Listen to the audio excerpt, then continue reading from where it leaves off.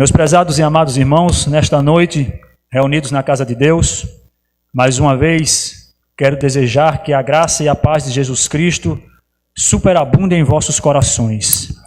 Que todos os ouvintes da palavra de Deus, os presentes e aqueles que estão distantes, nossos familiares, nossos irmãos, nossos amigos, que estes possam ser agraciados pela palavra de Deus nesta noite.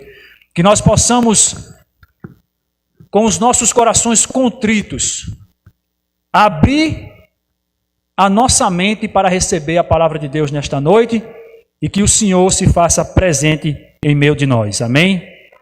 Louvado seja Deus. Irmãos, nesta noite eu quero compartilhar com os irmãos a palavra de Deus, aonde Jesus, quando entrou na sinagoga, ele leu a passagem do livro de Isaías e disse que naquela noite se cumpriria aquela passagem. Naquele dia se cumpriria aquela passagem, pois ele tinha vindo para trazer luz para o mundo, para dar visão ao cego. Ele tinha vindo para cuidar dos corações quebrantados. Ele tinha vindo para fazer a obra de Deus, que Deus o tinha enviado.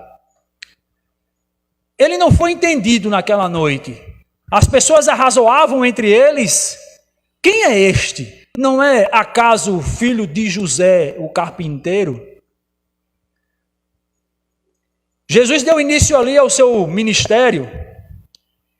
Em uma determinada situação, Jesus caminhava com os seus discípulos, e esta passagem está no Evangelho de João, no capítulo 9, ao qual os irmãos estão convidados a abrir as Sagradas Escrituras. Evangelho de João, capítulo 9. Será trazida uma mensagem para cada um de nós nesta noite. Irmãos, a palavra de Deus, ela fala que se um cego conduzir um outro cego, o que acontece? Os dois cairão em um abismo. O que eu acho interessante no meu povo, e estou me referindo aos meus conterrâneos. Irmão, os nordestinos são muito bem-humorados, isso é verdade. Eu vou contar aqui uma breve ilustração para que nós possamos entrar na ideia do texto bíblico. É uma história um pouco trágica, mas ela nos ajudará a entender. Uma determinada situação, um cego de um olho e coxo, aleijado, ele convidou um outro cego agora de 2 olhos, amigo dele, mais um homem robusto, forte. Convidou para fazer um passeio e disse: colega, vamos passear? E o outro disse: como podemos passear? Somos cegos. Ele disse: não, mas eu sou cego só de um olho, você é cego de 2. Eu sou aleijado, mas você tem força. Vamos passear de barco. E ele disse: o seu amigo, essa ideia dá certo? E ele disse: dá, vamos lá. E entraram os dois num barquinho. E o cego de um olho dizia: quando chegar na margem, eu aviso para você parar e nós vamos descer. E nós vamos de uma margem para a outra, nós precisamos aproveitar a vida, vamos andar de barco. Isso é uma historinha que o povo nordestino gosta de contar, meus prezados irmãos. E assim eles fizeram, entraram num barquinho, e o cego de 2 olhos robusto remava, e o outro cego de um olho dizia o caminho, e eles iam remando e andando. E numa determinada ocasião eles já estavam lá no meio do lago. E por um acidente o cego robusto escapuliu o remo. E ele acertou o outro olho bom do cego de um olho. Acertou o olho bom do outro cego. E o outro cego disse: pronto. E aí o cego dos 2 olhos robusto achou que esse pronto é porque tinha chegado e pulou do barco no meio do lago. E o outro cego ficou lá com os 2 olhos cegos em cima do barco e o outro cego dentro da água. A história é cômica, às vezes engraçada, mas é trágica. O que é que eu quero exemplificar com essa história trágica e ao mesmo tempo cômica?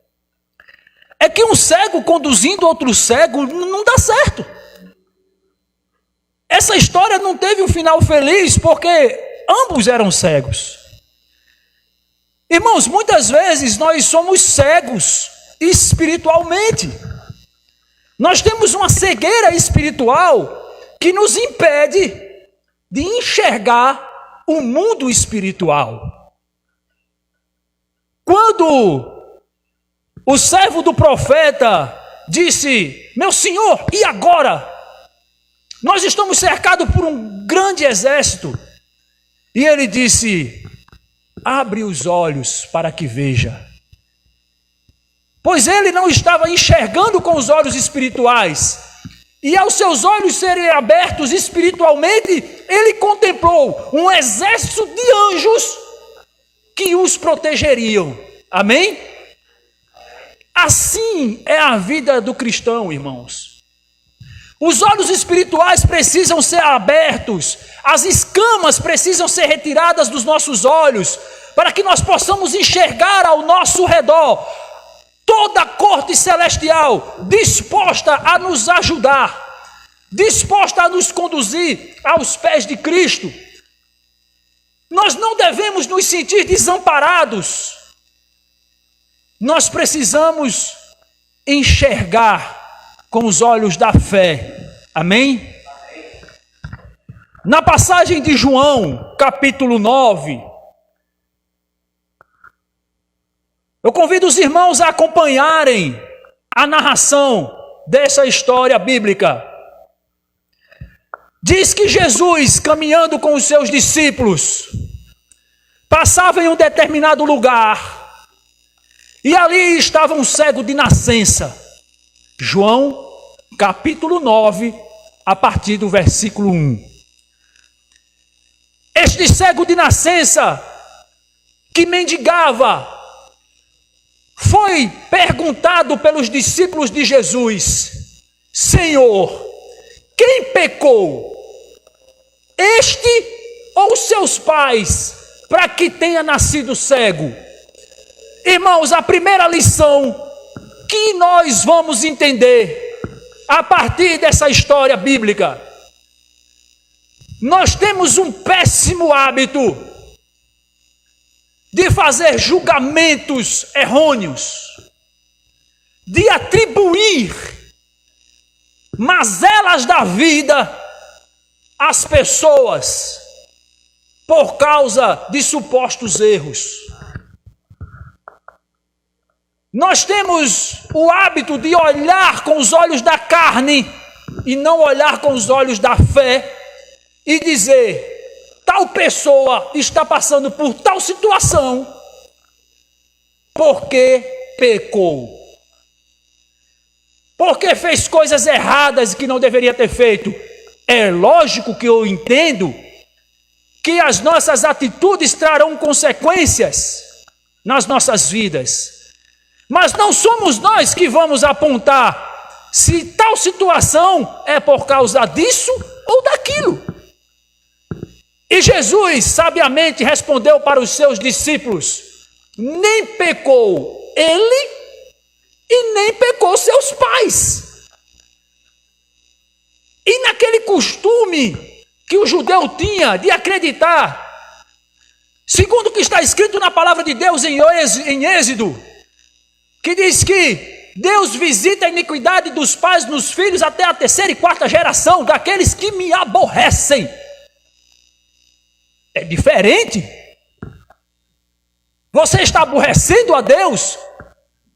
Você está passando por uma situação difícil e está se vitimando, falando para você mesmo: eu sou um pecador, eu não tenho jeito, Deus me abandonou, ou eu abandonei a Deus por causa dos meus erros, por isso que a minha vida é uma mazela, por isso que minha vida é amaldiçoada. Irmãos, o sangue de Jesus Cristo derramado à cruz do Calvário é para remir o pecador dos seus pecados. O que nós precisamos é apenas nos achegar a Cristo. E o sangue de Cristo deixará a sujeira do pecado mais alvo que a neve. Irmãos, Jesus disse: nem ele e nem seus pais, este homem é assim, para que se manifeste a glória de Deus. Amém? Jesus disse: enquanto eu estou no mundo, eu sou a luz do mundo. Vocês precisam enxergar a luz. E Jesus fez um milagre ali, na frente de todas as pessoas. Fez o milagre da cura. Jesus cuspiu no chão. Fez lodo com as suas mãos. Fez barro com as suas mãos. Ele utilizou do recurso da criação, quando ele constituiu o homem do pó da terra. Diz que ele ungiu os olhos daquele cego e disse: vai e lava-se no tanque de Siloé, que quer dizer enviado. Assim está escrito na palavra de Deus. Mais uma lição que nós aprendemos: outros cegos foram curados por Jesus e o cego de Jericó foi um deles. O que aconteceu com o cego de Jericó, o cego Bartimeu? Diz a palavra de Deus que o cego de Jericó clamava: Jesus, filho de Davi, tem misericórdia de mim. Jesus, filho de Davi, tem misericórdia de mim. E diz que as pessoas diziam para ele: não perturbe o mestre, não perturbe o mestre. Mas ele não cansava de clamar a Deus e dizia: Jesus, filho de Davi, tem misericórdia de mim. Jesus se aproximou daquele cego e disse: o que queres que eu te faça? Ele disse: eu quero ver. Ele disse: veja, a tua fé te curou. Amém? Louvado seja Deus. Ele curou o cego ali, ele não fez lodo. Ele curou o cego de Jericó. Mas com esse cego ele agiu diferente. Ele disse: vai e lava-te no tanque de Siloé. Irmãos, muitas vezes Jesus pode atender às nossas necessidades de prontidão, como fez com o cego de Jericó. Mas às vezes ele quer que você haja. O cego saiu cambaleando pela cidade, talvez com a sua varetinha batendo, com o seu cajadozinho, tentando achar o tanque de Siloé, ou talvez até pedindo para que alguém o conduzisse até lá. Jesus exigiu um esforço da parte dele. Às vezes Jesus quer esforço da nossa parte. Nós não devemos esperar apenas pelo milagre, devemos nos esforçar. Este homem foi até o tanque de Siloé, lavou os seus olhos e voltou. Este homem foi ungido por Deus. Diz que quando ele voltou, os seus vizinhos, aqueles que o conheciam da rua mendigando, olhavam para ele e diziam: quem é este? Quem é este? Não é aquele que era cego. Aí outros diziam: não é ele, parece com ele, mas não é ele. Mais uma lição que nós aprendemos: quando Jesus entra na tua vida, há uma transformação. Você não fica mais do jeito que você era no passado. Se você encontrou com Jesus e não mudou, não foi com Jesus Cristo, o Filho de Deus, que você encontrou. Porque Jesus faz uma obra transformadora nas nossas vidas e que as pessoas percebem essa transformação. E ele dizia dele mesmo: sou eu, aquele cego, sou eu. E perguntavam para ele: o que aconteceu com você, o que você agora vê? Ele dizia: um homem chamado Jesus cuspiu no chão, fez um lodinho, botou no meu olho, disse: vá se lavar no tanque de Siloé. E eu fui lá, me lavei e estou vendo. E disseram: mas quem é esse Jesus? Cadê ele? Ele fez: eu não sei. Ele mandou eu ir para o tanque. Eu era cego, eu não vi para onde ele foi. Está escrito aí, é só acompanhar. Daí os homens disseram: então esse Jesus não é de Deus? Olha só, as pessoas não olhavam para o milagre, olhavam para o formalismo. Outro perigo, irmãos, a formalidade. Formalidade é um outro perigo, porque diziam, como este homem é de Deus, se ele está curando no sábado? Não se sentiram satisfeitos, irmãos? E tem amigo que é pior que inimigo. Tem amigo que é pior que inimigo. Esses vizinhos, essas pessoas conhecidas, que sabiam quem era este homem cego, não acharam um pouco duvidar do que ele disse, e ainda levou ele para os fariseus. Ainda levou ele para ser interrogado. O homem era cego, ele queria ver. E ele estava sendo levado agora para um tribunal. Chegando no tribunal, os fariseus o interrogaram. E disseram, o que aconteceu com você? Ele já tinha dito a história várias vezes. Ele disse, um homem chamado Jesus fez lodo com uma mão, passou nos meus olhos, mandou eu lavar no tanque de Siloé, e eu passei a ver. Foi isso que aconteceu. E perguntaram para ele, cadê ele? Ele disse, eu não sei. Eu era cego e agora vejo. E começaram agora a discutir os fariseus entre eles. Este homem não é de Deus, porque ele faz obras em dia de sábado. Outros diziam, outros mais zelosos diziam, mas ninguém pode fazer o que ele faz se não for de Deus. Não tem como. E houve ali dissensões entre os líderes religiosos. Olharam de novo para o ex-cego e disse, e tu, o que dizes deste Jesus? E ele disse, é profeta. É profeta. Mas aqueles homens mesmo assim não acreditaram nos relatos daquele homem adulto. Um homem adulto que era cego de nascença, e disseram, manda chamar o pai e a mãe, que eu quero comprovar essa história. Seus pais foram chamados até aquele tribunal. Foram interrogados e disseram, é este teu filho? É. Nasceu cego? Nasceu. Como é que vê? Não sei. Pergunta para ele já é maior de idade, está escrito aí, irmãos, acompanha. Pergunta para ele já é maior de idade, já pode responder por ele mesmo.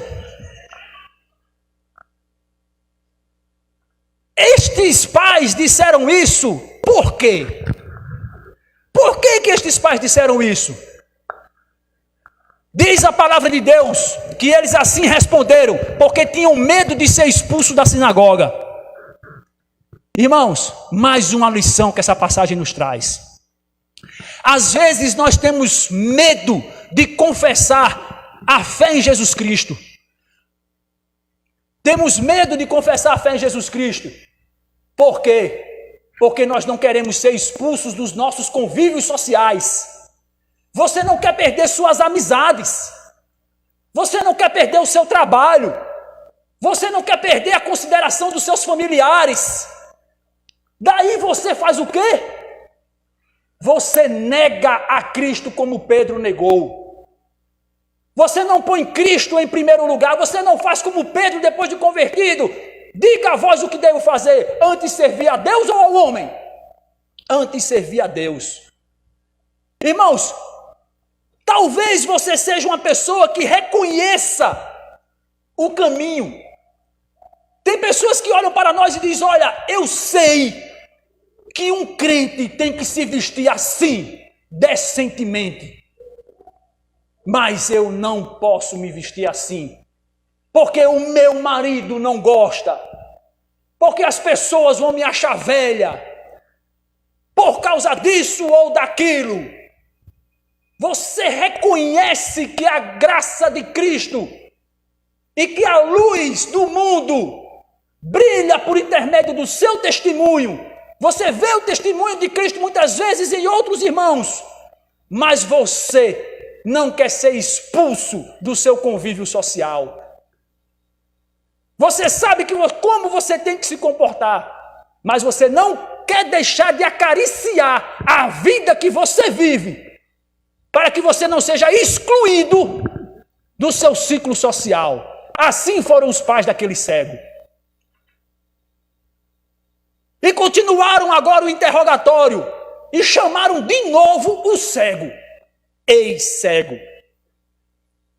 E disseram: em nome de Deus, dai glória a Deus. Agora eles exaltaram o nome do Criador e disseram, os fariseus: diga o que aconteceu. Ele já tinha dito 3 vezes, ele contou a mesma história. Um homem chamado Jesus fez lama, fez lodinho, botou no meu olho, mandou ele lavar no tanque de Siloé. Eu já falei isso, está escrito aí. Ele disse, eu já falei isso para vocês. Por que vocês pedem que eu repita? Ah, já sei. E às vezes eu penso que esse cego era nordestino, porque ele tinha um senso de humor. Ele dizia, eu já sei por que vocês querem que eu repita. Vocês também querem ser discípulo dele, né? Vocês querem ser discípulo dele. Aqueles homens religiosos cheios de pompa. Aqueles homens religiosos fariseus, juízes além de Israel, cheios de autoridade, guardadores da lei, disseram: nós somos discípulos de Moisés. Encheram a boca de Moisés. Discípulo desse Jesus é tu, eu não. Eu sou discípulo de Moisés. Moisés foi escolhido por Deus. E esse Jesus quem é? Nós não sabemos nem de onde ele vem. É assim que está escrito, irmãos. Confere. Assim mesmo, do jeito que eu estou dizendo. E o ex-cego disse, e a graça está aí, por vocês não conhecerem, por vocês não saberem. Bem sabemos, e vós sabeis, que ninguém pode fazer o que ele fez, se não for da parte de Deus. Amém? Ele utilizou as palavras deles contra ele mesmo. E aí, irmãos, vem aí a questão do conhecimento, outra lição.